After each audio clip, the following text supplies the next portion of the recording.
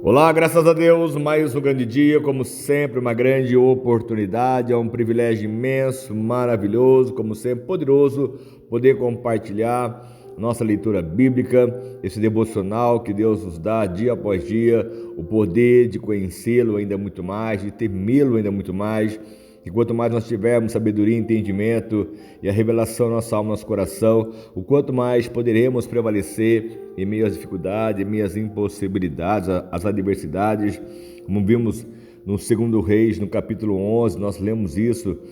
A avó do Joás, ela matou todos os seus irmãos, enfim. Ele foi realmente o único que sobreviveu. Ele ficou no templo do Senhor escondido por 6 anos. No 7º ano ele foi realmente coroado, colocado sobre o reino para reinar sobre o próprio país. E aí então, olha só, no capítulo 12 de 2 Reis, no 7º ano do reinado de Jeú, Joás começou a reinar e reinou 40 anos em Jerusalém. Ele começou a reinar com 7 anos. E o nome da sua mãe era Zíbia, ela era de Berseba. Joá fez o que o Senhor aprova durante todos os anos que o sacerdote Joiada o orientou. Você vê que ele tinha alguém que o instruía, que dava a ele toda a direção para que ele não pudesse falhar e errar. Contudo, os altares idólatras não foram derrubados. O povo continuava a oferecer sacrifícios e a queimar incenso neles. Joás ordenou aos sacerdotes: reúnam toda a prata trazida como dádiva sagrada ao templo do Senhor, e a prata recolhida no recenseamento, a prata recebida de votos pessoais e a que foi trazida de forma voluntária ao templo. Cada sacerdote recolhe a prata de um dos tesoureiros para que seja usada na reforma do templo. Contudo, no 23º ano do reinado de Joás, os sacerdotes ainda não tinham feito as reformas. Por isso o rei Joás chamou o sacerdote Joiada e os outros sacerdotes e lhes perguntou: por que vocês não estão fazendo as reformas no templo? Não recolham mais prata com os seus tesoureiros, mas deixem-nos para as reformas. Os sacerdotes concordaram em não mais receberem nenhuma prata do povo e em não serem mais os encarregados dessas reformas. Então o sacerdote Joiada pegou uma caixa, fez um furo na tampa, a colocou ao lado do altar, à direita de quem entra no templo do Senhor, e o sacerdote que guardava a entrada colocava na caixa toda a prata trazida ao templo do Senhor.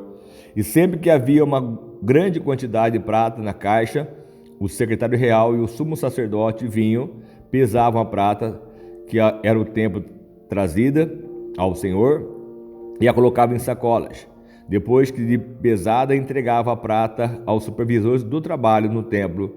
Assim pagavam aqueles que trabalhavam no templo do Senhor, os carpinteiros, os construtores, os pedreiros, os cortadores de pedras, e também compravam madeira e pedras lavradas para os concertos a serem feitos no templo do Senhor, e cobriam todas as outras despesas.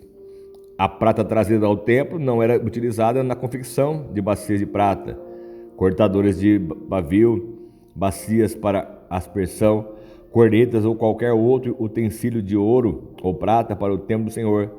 Era usada como pagamento dos trabalhadores, e eles empregavam para reparo do templo, e não se exigia prestação de contas do que lhe pagavam os trabalhadores, pois agiam com honestidade. Mas a prata das ofertas pela culpa e das ofertas pelo pecado não era mais levada ao templo do Senhor, pois pertencia aos sacerdotes. Então havia essa questão, essa divisão, que o sacerdote também necessitava de ter que se manter, enfim, ter a sua vida digna, e aonde então situações ocorreram, aonde não foi feita a reforma, o rei ele viu que isso não tinha acontecido, passou-se um tempo, ele viu que não tinham feito as reformas, e aonde então começou a tirar das mãos do sacerdote e colocou nas mãos dos supervisores que pagavam os trabalhadores, e assim começou a reformar o templo. Não reformou as peças que eram de prata e de ouro, porque isso era levado aos sacerdotes, enfim, ao pagamento dessas pessoas que trabalhavam. Então, isso aí tudo que foi feito com dedicação, mas ainda não tinha tirado a idolatria de Israel, do povo, onde Joás era o rei, mas começou a fazer reforma no templo, enfim. E nessa época, olha só no 17, Hazael, rei da Síria, atacou Gate e a conquistou. Depois decidiu atacar Jerusalém. Então Joás, rei de Judá, apanhou todos os objetos consagrados por seus antepassados, Josafá, Jeorão e Acasias, rei de Judá, e o que eles mesmos haviam consagrado, e todo o ouro encontrado no depósito do templo do Senhor e do palácio real, e enviou tudo a Hazael, rei da Síria, que assim desistiu de atacar Jerusalém. E os demais acontecimentos do reinado de Joás e as suas realizações estão todos escritos no livro dos registros históricos dos reis de Judá. 2 dos seus oficiais conspiraram contra ele e o assassinaram em Bet-Milo e no caminho que desce para Silá. Os oficiais que o assassinaram foram Josabade, filho de Simeate, e Joosabade, filho de Somer. Ele morreu e foi sepultado junto aos seus antepassados na cidade de Davi. E o seu filho Amazias foi o seu sucessor. Olha só que reinado onde houve uma conspiração, onde houve um assassinato contra o próprio rei Joás, as suas realizações. Como falamos, sempre existe mais um pouco da história no livro de Crônicas. Como estamos em sequência, a qual estamos lendo, mas ali tem outros relatos que Joás ele tenha feito no seu tempo de reinado, enfim, as situações que o próprio Jeú fez. E quanto mais nós buscarmos esse entendimento, quanto mais nós buscarmos a direção correta e certa para sermos transformados e abençoados, o quanto mais iremos prevalecer no Senhor, tendo a reverência, o cuidado, aqui como fala muito claramente sobre as ofertas que eram levadas ao templo, a caixa que foi colocada para que colocasse ali a prata, colocasse o ouro, enfim, as ofertas, as dádivas ao Senhor. E hoje isso é necessário, isso também hoje acontece nos dias atuais, as ofertas, né, hoje o próprio dízimo, como é colocado realmente em todos os lugares aonde se prega o Evangelho, porque é necessário para a manutenção do templo, para a vida do sacerdote, enfim, para tudo seja feito de uma forma que Deus ele se agrade e possa reinar ainda muito mais sobre os seus, porque quanto mais a pessoa faz com amor, com carinho, com dedicação, quanto mais ela pode prevalecer, quanto mais ela pode vencer, quanto mais ela pode conquistar. Mas em muitos casos, se não houver realmente como não houve com Joás, porque ele não tirou os altares idólatras, ele mesmo foi realmente morto, assassinado, e Deus assim permitiu. Tem situações que acontecem porque nós mesmos permitimos, não fazendo aquilo que da forma como Deus, ele se agrada, porque ele não fez, ele fez uma coisa, mas não fez outra. E assim como diz a sua palavra, não deveis, porém, fazer essas coisas e omitir as outras, precisamos ser completos. Então Joás fez o que o Senhor aprova, durante os seus anos em que o sacerdote Joiada o orientou. Mas, contudo, os altares idólatras não foram derrubados. Então, ele tinha que eliminar, tinha que tirar, realmente, limpar Israel dessa idolatria. E hoje, infelizmente, nos dias atuais, isso sempre se repete e acontece em muitos lugares. Hoje o evangelho acaba sendo banalizado, o temor a Deus está sendo muito banalizado, porque Deus é o mesmo de ontem, hoje e sempre será o nosso eterno Deus. Precisamos aprender com os nossos antepassados, aprender com Jesus o que Ele veio nos ensinar e fazer tudo da forma correta e certa, porque Ele mesmo deixou claro, tem uma passagem em Marcos 12, 41, que Ele está ali observando a maneira como as pessoas depositavam suas ofertas. Ele deixou muito bem claro que uma viúva pobre, ela colocou 2 pequenas moedas, mas era todo o seu sustento, aquilo que ela tinha de melhor, ela ofereceu ao seu próprio Deus, enquanto os demais apenas faziam aquilo que lhe sobrava. E nós precisamos fazer tudo com qualidade, com excelência, com amor, com qualidade, para que sejamos agraciados muito mais pelo nosso próprio Deus, porque quanto mais eu dou, mais eu recebo, quanto mais eu planto, mais eu vou realmente colher. Assim o Joás, com 7 anos de idade, ele começou a reinar, começou realmente a produzir, orientado pelo profeta, pelo sacerdote Joiada, que foi realmente ensinado.